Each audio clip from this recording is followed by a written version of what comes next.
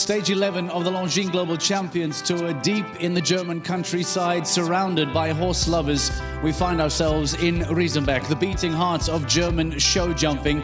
10 Longines Global Champions Tour Super Grand Prix golden ticket winners have already been decided. Today we find out who is going to be number 11. A very, very strong German showing here today, and you can imagine that if any of these fantastic German riders are to win here this afternoon, the proverbial roof over Riesenbeck International is going to jump off. Arguably none better and none louder than that if it were to be Markus Eining, as the German veteran, the German hero, returns to home soil.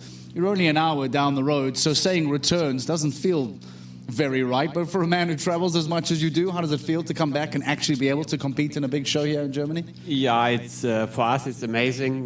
These facilities are really, really great. And I rode already here as a junior and young rider, so a long time already. I know the place a bit. Last year I was second here in the Grand Prix with the same horse, so he jumped yesterday great, and I'm quite hopeful for today. I want to talk about Coolio in 2024 and Priam and Coolio yesterday, which was really good. But can we talk about your relationship with Ludger Beerbaum? I know you've known him for a very, very long time. The two of you go back many, many decades. How would you describe your relationship with Ludger? Yeah, I think we are quite good friends, and he also knows a lot of secrets from myself, and I also from him. We rode championships together. We made a lot of tough Grand Prix together. So, yeah, it's a very good relation. You mentioned Coolio last year. It was, I remember, I think just over 1 second. What do you remember from that jump off with Coolio last year? What's the memories you take out of it? Yeah, last year it was a few of the first 5-star Grand Prix I had with him. But even now this year we grow more together, and I think we also even more competitive, hopefully, in the jump-off than last year, but last year I was already very happy with him. The stable is sounding and feeling like it's looking very, very positive, very strong. Markus, Priam was clear in round 1. You then had Coolio clear in round 2. It was a perfect day for you in the GCL. I imagine momentum like that to jump back-to-back clears, different horses, to bring Coolio back. That's a wonderful build-up to a big LGCT Grand Prix. Yeah, absolutely. You don't have it like this every week, but also these two horses, they are very experienced. I ride them now long enough, so we know each other quite well. But then it's always nice to have a clear round. It goes very quick that you have 1 or 2 down. So even with the day yesterday, I was more than happy, and hope we can do it also today. I know we haven't walked the course just yet, but as a man that has competed here for many, many years, what do you normally expect when you come to an arena like this? Where can the challengers find themselves when you come to a place like Riesenbeck? Yeah, I think there is not only one special place. I know Peter Schumacher, the course designer, also from riding-wise. And I know if he builds a course, it's quite tough and big. So we have to do our best today to get in the jump-off. Having lost out to Thibaut Spitz as a surprise to many in 2024, I know you ride alongside Gilles Thomas in the GCL very often. What are your thoughts on this new generation of young rider that is being developed and coming through? What's your thoughts on the new youngsters that are being presented? Yeah, there are always a couple of new ones, but like you say, Gilles in our team, he's such an amazing rider. And his record is really, really great. So first of all, we are very happy to have him on our team, and it's always good if coming other riders along and new generations. So it keeps the sport also quite fresh. This is a very busy period that we have coming up now. From Riesenbeck, there's New York in a couple of days I want to ask you about, but it follows with shows in Vienna and Rome and Rabat and Riyadh. It's a really busy period now. I believe you're going off to New York in a couple of days already. What has the planning been like, having Coolio here, having Priam here? What does the planning look like for you and your team? Yeah, the planning is quite important, even in our team. Lorenzo was injured now. He couldn't do a couple of shows, so I dropped in Vienna now. I have now here Riesenbeck, next week New York, and Priam is going then to Vienna again. So it's quite busy, and even for the team, we are very close in the lead, but we have to look the next shows that we get back to the podium. Which horses do you take to New York? In New York, I have River and Flower Girl. yeah, and then Prix is going to Vienna. How does that feel for the stable now? I said earlier that it's feeling really strong, but the fact that you can have these two horses here and jump beautifully in Riesenbeck, you have two alternatives that can go to New York at the same time. Is it starting to feel like there are many very good options available to you each morning when you wake up and start working? Yeah, it's not that you have many options, but important is that you have the right people around at home. They still work with the horses. If I'm here and the last days I couldn't ride them before they went to New York, and that is mainly very important. Yeah, and I'm lucky I have a few nice horses, and even for this kind of level. So I hope they're also doing well in New York. Well, best of luck to you today. We'll see you again, maybe this afternoon. We'll wait and see. And then best of luck and regards to everyone 1 hour away in Borkan, as Marco Seining will be home later on tonight. A nice short drive away from Riesenbeck. Is tonight going to be the night where Coolio goes one better than what he did in 2024? We'll find out a little bit later on. But speaking about the special venue, speaking about the magic that certainly follows the Ludger Beerbaum stables, to put some perspective into it, that the Ludger Beerbaum stables over the years have contributed to 46 Longines Global Champions Tour Grand Prix podium finishes. A run that has spanned almost 2 decades. Ludger Beerbaum having won 20 podiums, earning 20 podiums over the last few years. Henrik von Ackermann 13 times. Philipp Weishaupt and Christian Kuckuck 12 between them. It is as near a show jumping dynasty as you will find in the world of show jumping. We decided to take some time to sit down with Ludger Beerbaum to learn about this incredible venue, the performance and the routine that goes into making magic at the Ludger Beerbaum stables. Riesenbeck really is the beating heart of German show jumping, and it all came about through the hard work, vision and ingenuity of one man, Ludger Beerbaum. Starting the Beerbaum stables originally to develop elite show jumping potential, and then also the Riesenbeck International venue to host the world's very best show jumpers too. Many of those top show jumpers have come right through here as a training base and gone on to great things. Believe it or not, there was not a clear vision from how it should be or how I wanted it to be. It just developed step by step. I mean, we started here 30 years ago with my yard to have horses, to train horses, to compete.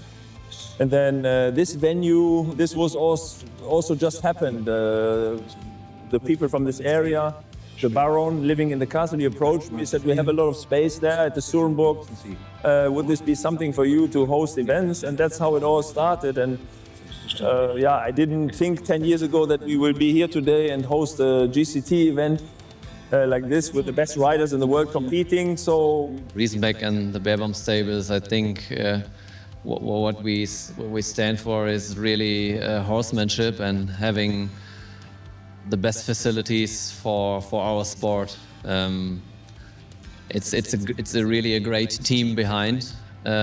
This Beerbaum stables is a huge group of people, and I mean Riesenbeck is a great facility, but would be nothing without the people behind it. It's been a wonderful experience. It's essentially I've shaped my life around me. It shaped me as a young man, shaped me as a rider, shaped me as a person, and still today I use most of the systems. So yeah, I guess it's been a lot of everything about me. Yeah, it feels like my half of my life I'm here. It feels like home. I was there almost from the beginning, how everything grew, and it's cool to see how it developed, and I'm proud to be part of it. It's just a way of being a horseman first. It doesn't matter. In my time here in Riesenbeck, I rode 3-year-old horses. We did loose jumping with 2-year-olds. But it's a give and take.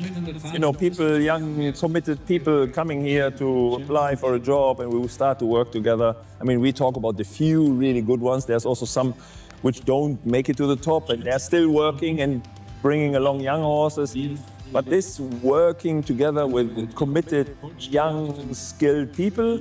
All these lessons together, I think, created in the end who I am now and made me actually possible to stand on my own feet and to hopefully create a successful own business. The people behind are supporting. We have a lot of volunteers coming for the events and helping and having fun to do this, you know. And this is what drives us forward.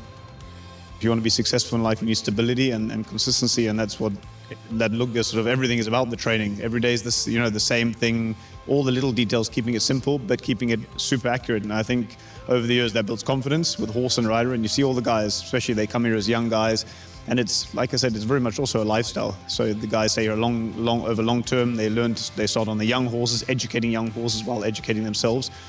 To see our success over the last decades, I think we are by miles the most successful show jumping stable in the world. I mean, the number of riders we have produced or came from our system. We couldn't be more proud to host a GCT event here in Riesenbeck. GCL on Saturday and the Grand Prix. It's the peak of the sport, and so we are really, really proud. It is that very routine, it is that very structure that has led to decades worth of success here at the Lugge Beerbum stables, and it continues to produce results again and again and again and again. And we once more return now in 2025 for yet another Longines Global Champions Tour Grand Prix. Let's focus on what took place in the previous stage for just a second before we dive into rider reaction to the course walk, etc. Let's remind you as to what took place in the previous stage in the south of the Netherlands. Let's reflect on stage 10 in Valkenswaard. Good afternoon, welcome. The scene is set for the Longines Global Champions Tour Grand Prix 2025. This is the 10th leg of the series, and we're here in the home of the Global Champions Tour. We're in Valkenswaard. Now our focus turns. Gilles Thomas, he won in Paris. He's in the lead by a good distance. Calista Dien's only a 9-year-old though, by Emil van Ruddershoff out of Landetto mare. A lovely blend of scope, carefulness and power. That's what you need for a modern show jumper. Oh, he's really brave there. Pops the last. This has been a fantastic Grand Prix. Now, here we go. 6 strides. Whoa, sets up. Beautiful. Lets him finish the jump and now gallops across the arena. Look at this. Here he comes. Here he comes. The last fence. Pops it. Wow. Look at the time. 41:05. The crowd go ballistic. They've seen it. They were standing at the top of the arena. They know exactly what the challenge is. So what's he going to do? Now he's going to gallop up here. He has to keep coming. Has to keep coming. Now slow up. Now power out. And he's had the rail down. We have him new. We have a winner. Comes to the last. Has that as well. He's finishes second. He's going to get a golden ticket to the playoffs. Yeah, okay. With 2 to go, and you know, Nikla's horse is also very fast. It's probably not the biggest stepper, but fast horse, fast rider. So I needed to put the pressure on. Harry Smolders does it again in 2025, a second Longines Global Champions Tour Grand Prix win for the Dutchman this season already. Let's not forget that we are talking about a former season champion, that incredible season that he and Michael van der Vleuten went down to the final day of the season to be crowned a Longines Global Champions Tour champion. Harry Smolders does it in Valkenswaard, a fairy tale story for the Dutch in attendance. Let's show you what the rankings look like then after Valkenswaard. What is the impact of that stage on the overall rankings? Gilles Thomas did very well to earn some big championship points to help increase a very healthy lead. Andreas Schouw now moves into second. Christian Kuckuck now moves into third. Questions in and around Simon de Lestre, the man who won an LGCT Grand Prix earlier on this year, had difficulty in London, had difficulty in Valkenswaard. Because of that, he has now fallen down to 4th place. But let's not forget that Andreas Schouw is here and qualified. Christian Kuckuck here and qualified. Simon de Lestre, Michael van der Vleuten. They are all here trying to knock on the door and catch up with Gilles Thomas, the current championship leader. But it's important to not just look at the overall table. How are these riders performing per stage? That becomes a very important statistic throughout the year. Which riders are performing best per stage? Who is taking the most points out of their appearances each and every week on the Longines Global Champions Tour? Well, no surprises then that Gilles Thomas taking the most average points. He is averaging over 30 points per stage every single time that the Belgian comes out to compete on the Longines Global Champions Tour. He is averaging 30 points per stage. Christian Kukuc, then, the second best performer. And today, it will only be his 7th score. Gilles Thomas has already collected 8 scores. He can only improve on his tally going forward here, whereas Christian Kukuc is in prime position with 2 scores still to add to his name. Simon de Lestre has an 8th score to add. Hopefully today he will put up some big points and try and climb up the table even further. Andreas Skau averaging just below him at 21.63, ahead of Natalie Dean and Michael van der Vleuten, who also has an 8th score to qualify later on today. No surprises, though, that here in Riesenbeck, a lot of the attention is going to fall on the shoulders of Christian Kukuc. We spoke about a championship run of Harry Smolders alongside Michael van der Vleuten. Well, if you fast forward it a few years later, that championship run between Max Kuhne, the eventual champion, and Christian Kukuc was equally thrilling. Losing out right at the end to Max Kuhne, Christian Kukuc now once again looking to take another stab at becoming a Longines Global Champions Tour season champion. Here on home soil, with all the support behind him, could be a fantastic afternoon for the German. Let's hear from Christian Kukuc. How do you see the opportunity this weekend on home soil to try and, really put pressure on Gilles Thomas? Well, in general, I have to be honest, I think Gilles is quite far away, and if nothing strange happens to him, he will win the overall. He has such a good year. He has an unbelievable horsepower. He is an unbelievable rider. He brings it on the point. He's on a wave. I remember we also had that one year, and it's nice, that feeling. But I cannot really see that wave ending with him, so I think he's far away. But anyway, I'm now in a good position. I also have good horses. I have Just Be Gentle and George here, as you said. I'm excited for the Grand Prix on Sunday. I have a good feeling.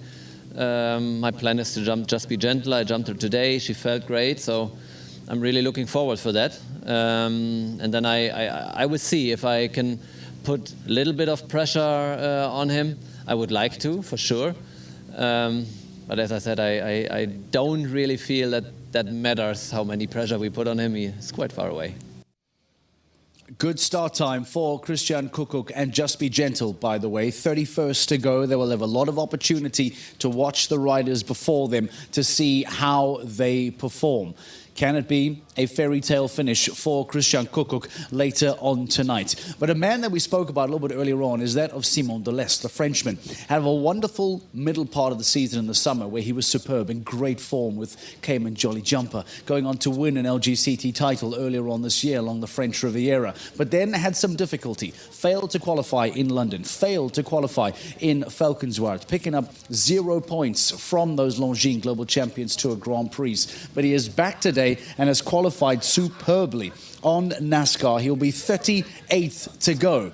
Is this then going to be the stage, the comeback stage for the Frenchman? We caught up with Simon to get his thoughts. Simon, the highs and lows of international sport. You win an LGCT Grand Prix in Monaco, and then it didn't go so well the last 2 legs. What's happened? Okay, it's a sport like that. Always depends how in form are the horses. Dexter, I have bad luck in London, so doesn't work. And in Valkenswaard, I have one don't just put me out of the Grand Prix. So it's how it is. But the horses are in good form, and so now for the rest of the season, I hope I can really fight strong. Have you had time since Valkenswaard to just go away and work on anything? Okay, I have also many bit less experienced horses to produce, so I a little bit focus on this. I really want to push the younger one to come. Now I have good 8-9-year-old, but it's always the same. It takes a bit time that they have really the right level to jump clear this level, but they had to start, and it's not when they start they're gonna win direct, but they will do, and I had to push them a little bit also. 4th in the table. It's a great position for you to be in with so many stages left to go. What is the plan from here on in to try and be up the top of the table, as I know you really want to be? Yeah, then I have Vienna. I will try to put Golden, 9-year-old, really have a good season this year. He will jump tomorrow both round of the league. And Gassin 5-star first-time Grand Prix next week, and I hope he's really ready for Vienna. Despite those blips in London and in Valkenswaard, based on the performances of the season and based on today's qualifying position, you get the impression that Simon de Lestre still has a lot to offer and will still be a serious threat come the end of the season by the time we get to the finals in the Kingdom of Saudi Arabia in Riyadh later on this year. Let's talk about the start list. Let's go to Dan Strange. We saw him talking to Kukuk. We saw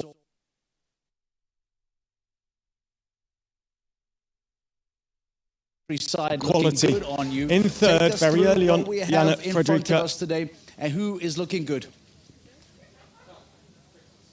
Yeah, thanks, Mark. It's a very, very packed start list, a real high-quality LGCT Grand Prix, this one. Third in is Jana Fredrika Meyer-Zimmermann, one of the many German riders in. She, of course, won in Monaco in 2024. She rides Iron Dame's Dubai de Cedra, a former LGCT Super Grand Prix winner back in 2023. Fourth in is Harry Schmolders. Well, Harry's won twice this season already, including in Valkenswaard last time out. Harry rides Bingo de Park this time, not Monaco. The horse, he's won twice to victory in LGCT Grand Prix this year. Fifth, a tough weekend for Dennis Lynch. If he can pull off a win today for the first time in 2008, that really would show the skill of the man.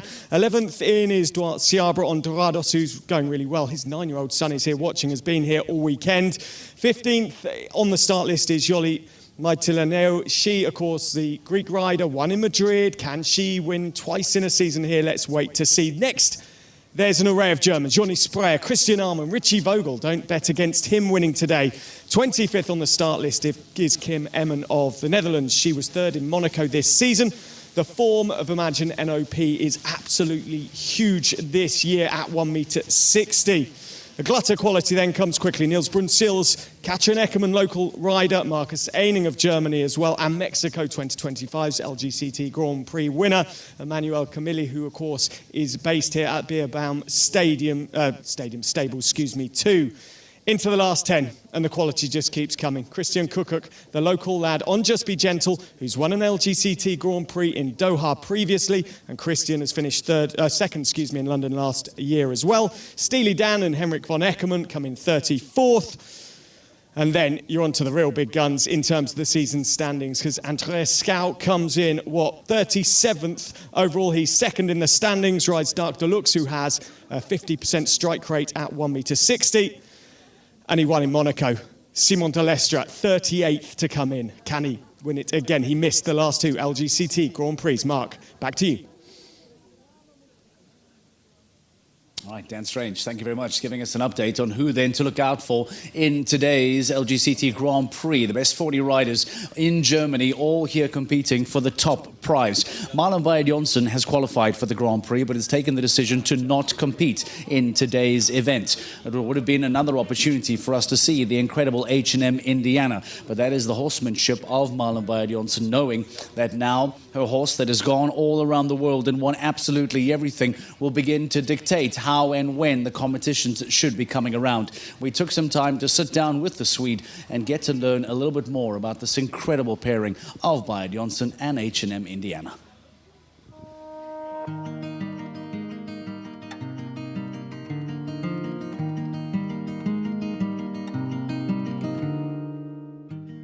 She means the world to me, of course. We've been, I've ridden her for more than 10 years. We have 11 seasons. We've been through so much, and she's given me so many achievements and so much success through the years. And she's forced me to keep young in my mind. She's so special and so different. So, you always have to be aware of who she is on every day. You say she's so different. When you first started riding her, she was, I think it's fair to say, seen as quite a difficult horse to ride. How did you approach that? Well, she was nearly, it felt nearly impossible the first year at least, nearly a couple of years, and I was pulling my hair, and it was so hard to understand her, but also make yourself understood. And that's what it's all about, the partnership between horse and rider. And normally I also had to be so quiet with her because she was so sensitive. So it was very hard. Now, there was a lot of times where I did not think I could pull this one through. But then all of a sudden it did actually just turn. And she has the biggest of hearts. She's probably the friendliest horse I've ever had. I've had to have so much patience, but I've also had to be very aware of where she is and what she wants. You often see me in the warm-up, I'm standing in a corner. I always, when I get to the show, I go to the warm-up and I let her find her corner. It's also a thing because she gets really wound up in the warm-up. She's a bit stressed with the horses and she's a bit anxious to start jumping, and she winds herself up, and once she's found a corner, I can go to that corner and then she totally relaxes.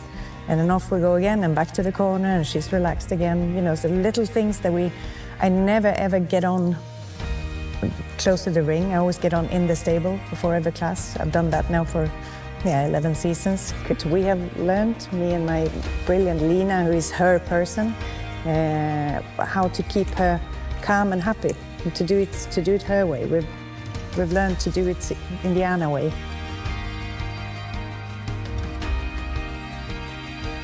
I don't really want to mention retirement, but all horses do come to the point where they do stop competing. Have you thought about that with her? Is there a retirement and a progression plan beyond Indiana as well? Well, you know, she's 17, she's soon turning 18, and of course that day will come. It's obvious, and I'm, you know, every nice round we get together, it's like a bonus. She's done so much for me and with me, and I'm so happy about that. So, you know, I'm just enjoying one round at a time. And yeah, I've been around for a long, long time, so there has been a lot of special horses, but I would say she's for sure a horse of a lifetime.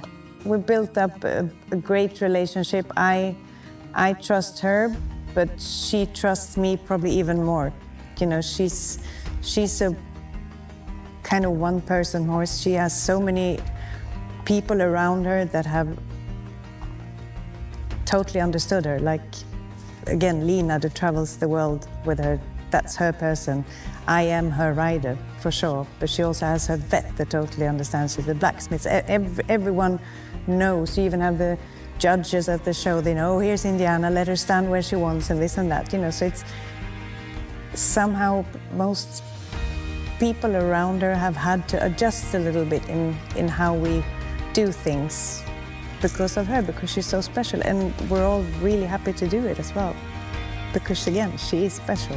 Year after year after year, and I think the LGCT has been perfect for Indiana because it builds her up through the weekend. You start a bit smaller with a warm-up the first day, and then you jump a bit bigger the second day, and the last day is the biggest, and then, you know, she's so confident and so brave, and me too, and that, you know, has made us have so much success on the last day, as well as the first and second day, to be honest.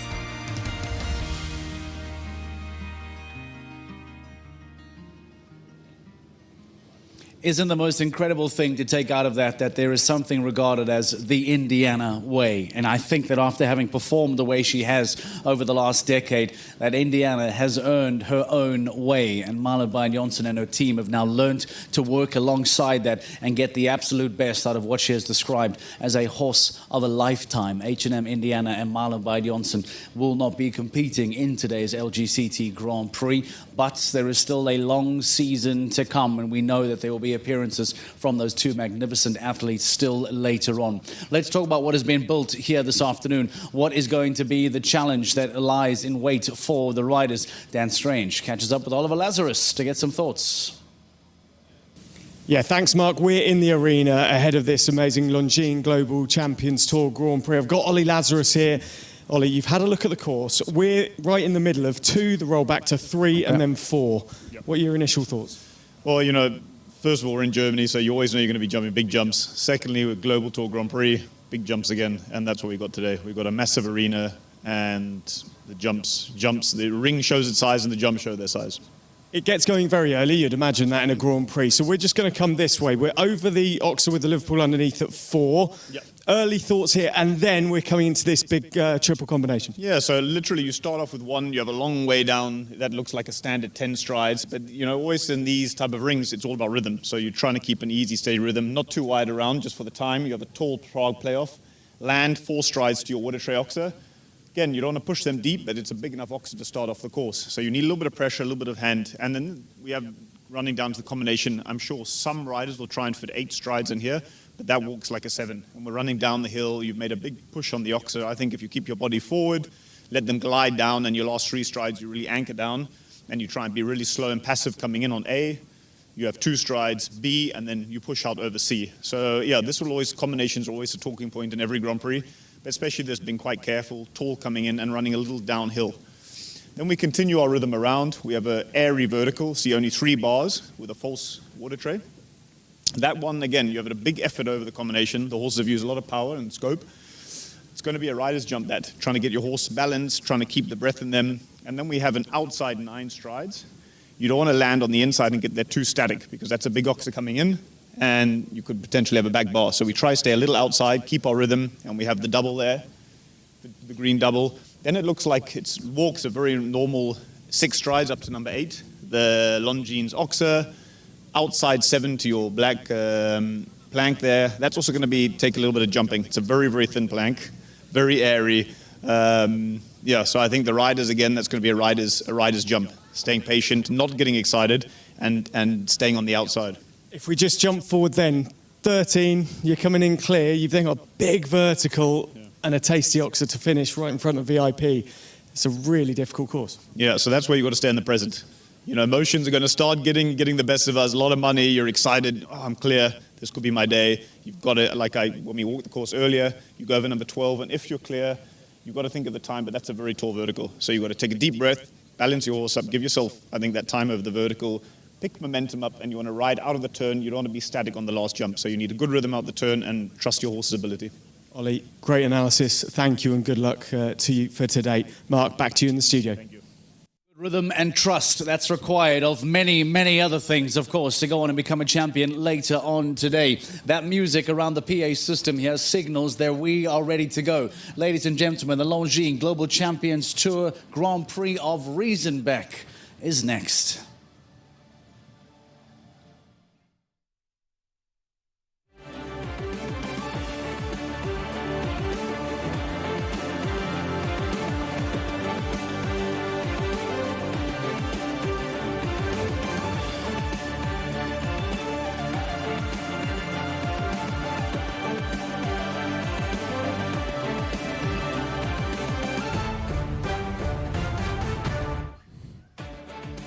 Welcome to the Longines Global Champions Tour 2025. The next stop, Riesenbeck in northwest Germany, ready for the Longines Global Champions Tour Grand Prix, and a thrilling competition in prospect in a part of Germany that is renowned for producing not only great equine talent, but also great riding talent as well. This is the home of so many star riders and have emerged through the years here, but a big crowd assembling under partly cloudy skies and 18 degrees, actually a very pleasant afternoon here in Riesenbeck for this Grand Prix, the Longines Global Champions Tour Grand Prix, and the scene is set and the course has been prepared, and thankfully we've had quite a lot of rain in the area during the build-up, but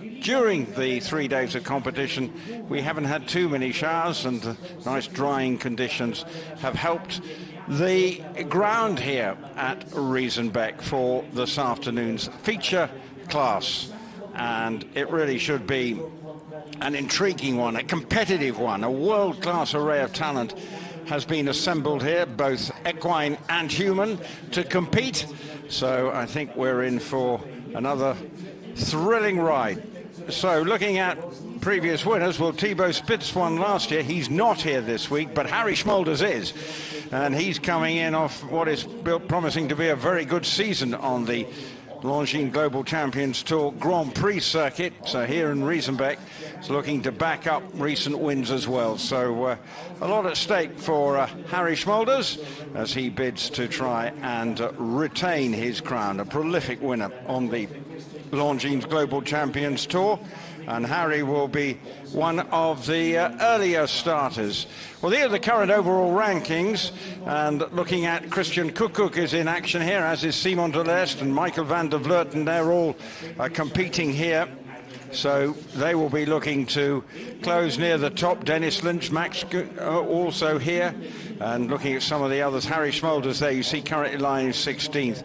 And he's been very good on a couple of occasions this season, hence the reason why his prominent position near the top of the Longines Global Champions Tour Grand Prix standings. Now let's take a look at what Frank Rothenberger has created here this afternoon. And it's a meaty course, it's punchy, it is going to take some jumping, there's no two ways about that, but it should be a fair examination as we start with the first fence, 150 height, just easing on in, but then it starts to get testing straight away. First up 158, then an immediate roll back to a 160 upright. That just might catch a few out. Then we come to a big spread there, 160, 153. Then to the combination, 2 strides in. First is 158, then you come forward to the second part, 2 strides, and it is 158, that middle part.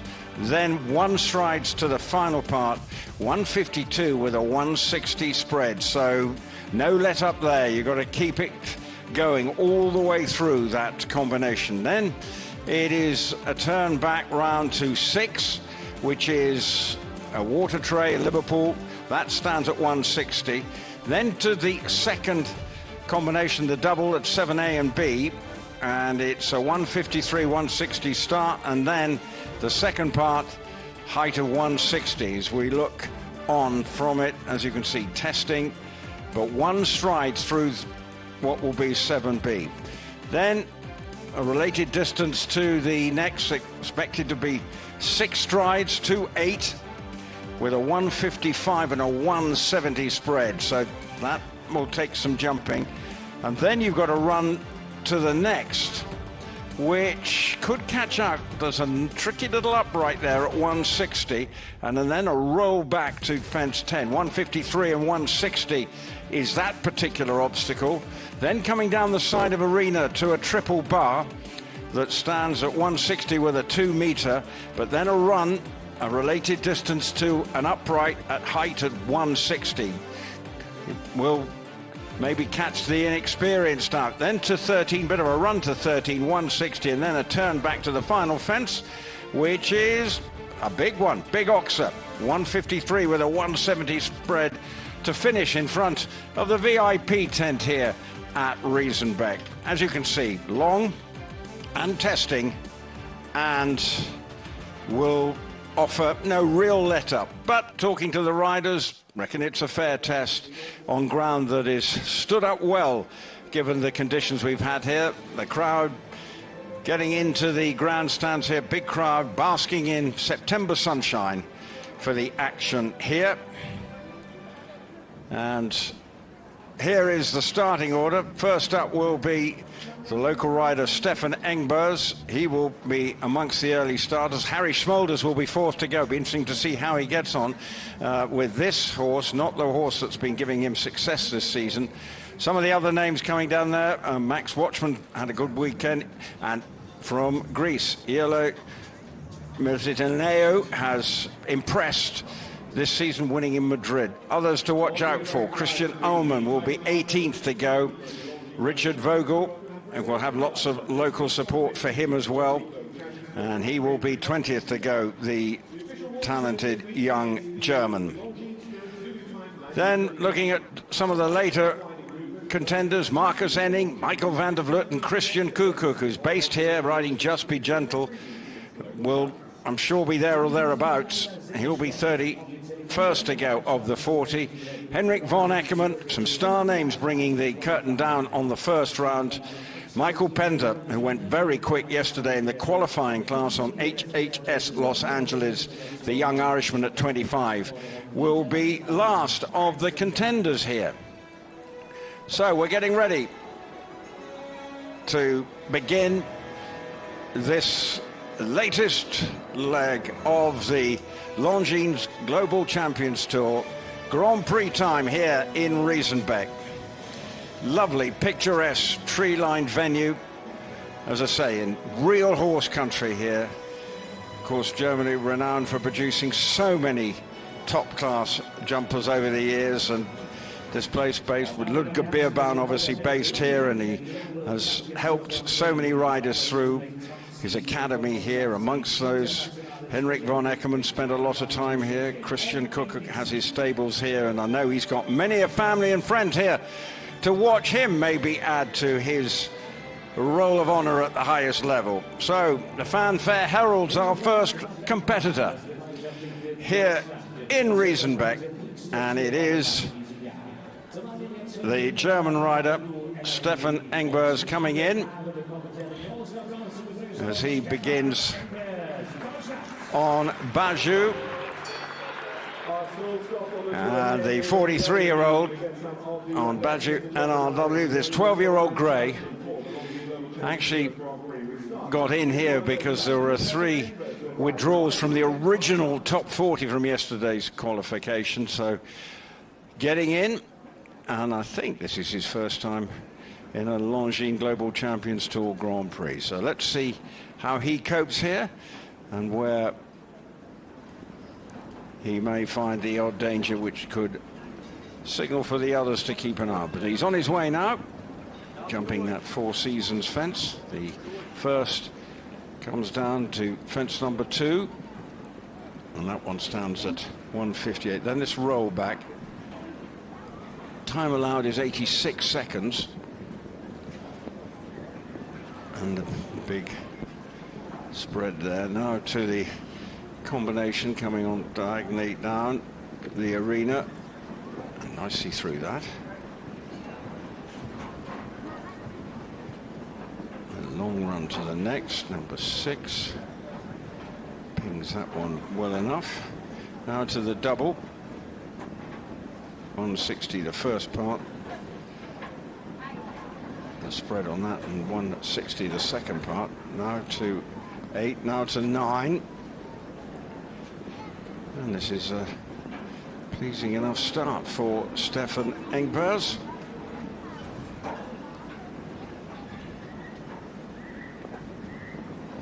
Now the triple bar. Oh, and just got that wrong. That'll be disappointing. There's a 2-meter spread there on that triple bar. And now the roll back to the final fence. So just picking up some time, folks, there, 87.64, so he finishes with 6, but not a bad round. Just that triple bar catching him out and just taking it a little easy. The Longines Global Champions Tour Grand Prix of Riesenbeck is officially underway. The sun is shining. We are deep in the German countryside. If you want to join us for the rest of today's field, today's class is sensationally packed with champions. Come make and get your GCTV live pass. We'll hopefully see you here in Riesenbeck for the rest of the LGCT Grand Prix of Riesenbeck. Sign up for your GCTV live pass now.